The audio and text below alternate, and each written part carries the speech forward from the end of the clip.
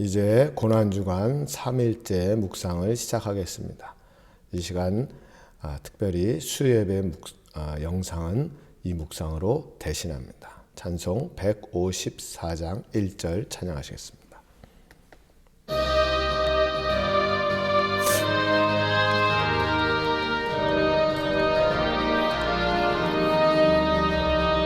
생명의 주여 면류관 받으시옵소서.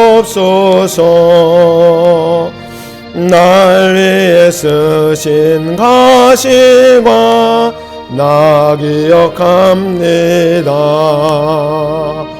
저 겟세마네 기도를 늘 기억하게 하시고 그 십자가의 보혈로 날 인도하소서.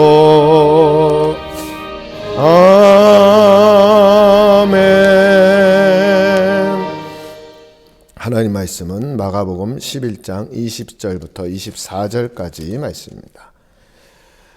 그들이 아침에 지나갈 때에 무화과나무가 뿌리채 마른 것을 보고 베드로가 생각이 나서 여짜오되 라삐어 보소서 저주하신 무화과나무가 말랐나이다. 예수께서 그들에게 대답하여 이르시되 하나님을 믿으라.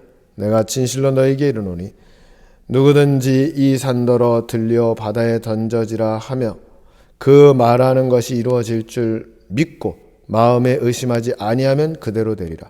그러므로 내가 너에게 말하노니 무엇이든지 기도하고 구하는 것은 받는 줄로 믿으라. 그리하면 너희에게 그대로 되리라. 아멘. 기도하시겠습니다. 아버지 하나님, 우리가 주님의 고난을 묵상하는 3일째 주님께서 우리에게 증거하시고 전하신 말씀을 들으며 특별히 주님의 고난을 묵상하는 시간 되게 주님 역사하여 주시옵소서. 우리 구주 예수 그리스도의 이름으로 감사하며 기도드리옵나이다. 아멘. 예수님께서 고난주간 세 번째 날에는 많은 대화를 하셨습니다. 물론 그 대화의 중심에는 주님의 오심에 대한, 즉 재림에 대한 말씀도 많이 하셨고 여러 가지 신앙의 문제도 말씀하셨습니다. 그 내용들을 짧게 좀 생각해 보려고 합니다. 첫째는 비유의 말씀으로서 마태복음 21장에 보면 악한 아들과 그러지 않은 아들, 두 아들의 비유가 나옵니다. 중요한 것은 악하지만 결국 회개하고 돌이킨 자가 진정으로 주님의 뜻을 따라 순종하는 자라. 말은 평상시에는 잘 듣는 듯 하지만 정작 순종하지 않는다면 무슨 소용이 있겠느냐라는 겁니다. 두 번째 비유는 악한 농부의 비유입니다. 이 농부가 주인이 준 그 것으로 자기가 충성되게 봉사하기보다는 그 주인보다는 오히려 자신이 그 것을 차지하려고 하는, 그 포도원을 차지하려고 하는 이런 어리석음과 같이 유대 지도자들이 하나님의 아들을 죽이는 데까지 이르렀다고 경고하십니다. 그리고 마태복음 22장에서는 혼인잔치 비유를 통해서 주님의 재림, 주님의 오심을 준비하고 기다리는 자에게 복이 있음을 말씀하셨습니다. 그리고 그와 함께 당시 유대 랍비들과 유대 율법 학자들과 몇 가지 논쟁을 하게 됩니다. 첫째는 가이사에게 세금을 바치는 것이 옳으냐, 예수님을 넘어뜨리려는 겁니다. 그때 예수님 말씀은 가이사의 것은 가이사에게, 하나님의 것은 하나님에게. 너희가 가이사의 형상이 든 돈을 가지고 다니면서 오히려 하나님 앞에 드리는 예물을 중시하지 않으면서 너희는 오히려 하나님을 시험하고 있구나 하시는 주님의 놀라운 음성이었습니다. 또 부활에 대해서, 자, 어떤 이가 한 여인을 형제 대습의 문제로, 즉 형의 후사가 없으므로 물려받았을 때, 형수를 물려받았을 때 그 여인이 누구의 여인이 되겠느냐 하는 질문에 대해서 예수님께서는 부활은 그렇지 않다라고 말씀하신 겁니다.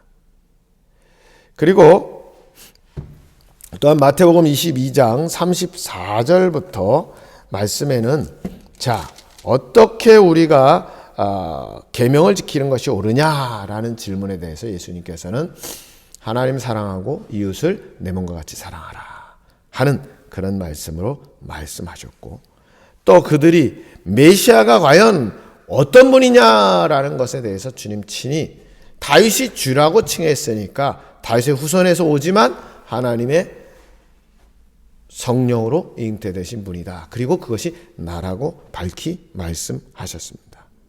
그리고 마태복음 23장에서는 바리새인들의 그 형식적인 신앙 또는 겉과 속이 다른 그런 모습들을 아주 신랄하게 비판하시고, 그리고 예루살렘 성전을 바라보면서 이 오랫동안 세워진 예루살렘 성전이 무너질 것에 대해서 탄식하셨고, 그 예수님의 탄식처럼 결국 이 예루살렘 성전은 예수님 사후에 불과 한 40년 만에 무너져 내리게 됩니다.